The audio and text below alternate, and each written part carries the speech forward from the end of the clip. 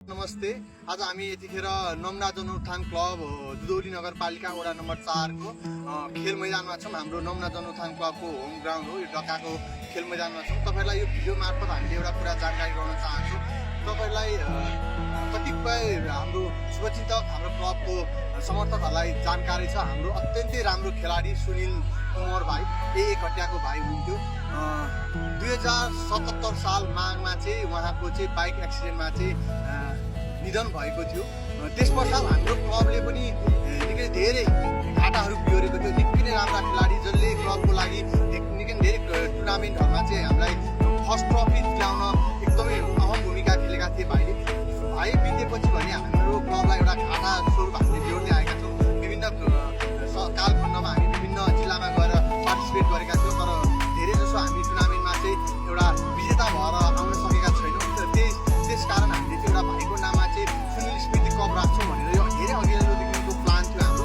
कमलाकोट gold cup तेस्रो गऱ्यौँ, त्यसपछि हामीले गर्दै गर्दा हामीलाई अलिकति आर्थिक अभावको कारणले पनि क्लबले त्यो सुनिल स्मृति कप चाहिँ हामी गर्न सम्भव भएका थिएनौँ। अहिले चाहिँ सबै हाम्रो शुभचिन्तकहरू, हाम्रो खेलाडी भाइहरू सबैको एउटा चाहिँ गर्नुपर्छ र हामी सबै क्लबले चाहिँ गर्नुपर्छ, एउटा बोलीको कुरा हो भनेर भन्दै गर्दा चाहिँ हामी सबै क्लब मेम्बरहरू पनि गरौँ न भनेर अहिले हामीले आँट गरेर अगाडि बढेका छौँ। र यही जेठको 5 गतेबाट चाहिँ हामीले सुनिल स्मृति कप फुटबल प्रतियोगिता आयोजना गर्दैछौँ।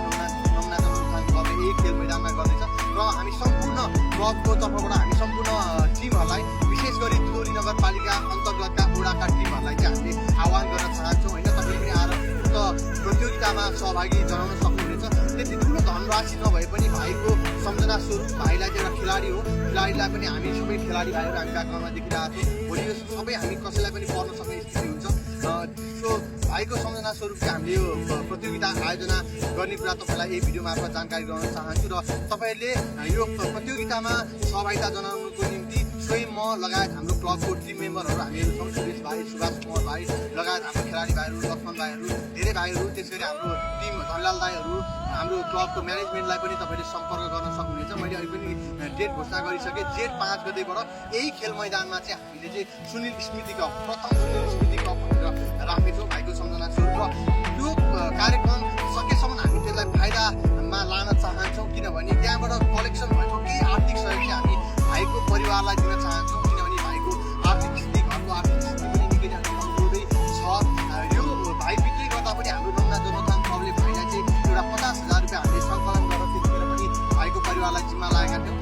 4 वर्षको अन्तरालमा गर्छु भन्दै गर्दा पनि केही अभावले, केही हाम्रो क्लबको आर्थिक स्थितिको कमजोरी भएको कारणले हामी गर्न असफल भएका थियौँ। अब भने हामीले जमर्को गरेका छौँ र सम्पूर्ण हाम्रा शुभचिन्तक, नमना जनउत्थान क्लबका शुभचिन्तक, वडावासी, त्यसै गरी नगरवासीहरू जो कोही पनि हाम्रो यो कार्यलाई सहयोग गर्न चाहनुहुन्छ भने हामीलाई सम्पर्क गर्न सक्नुहुन्छ। हाम्रो क्लबको खाता छ, हामी त्यो पनि सार्वजनिक गर्नेछौँ हाम्रो अफिसियल पेज मार्फत। त्यहाँ पनि तपाईँले डोनेट गर्न सक्नुहुनेछ आफ्नो स्वेच्छाले। हामी यति उति भन्दैनौँ र तपाईँले पनि त्यो स्वेच्छाले डोनेट गरेर हामीलाई सहयोग पुर्याउन सक्नुहुनेछ भन्दै वी मिस यु सुनिल भाइ।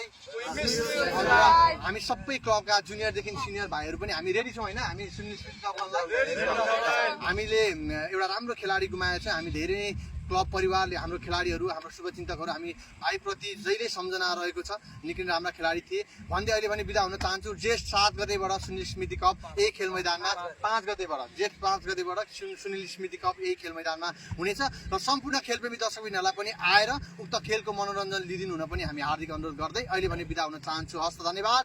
जय फुटबल।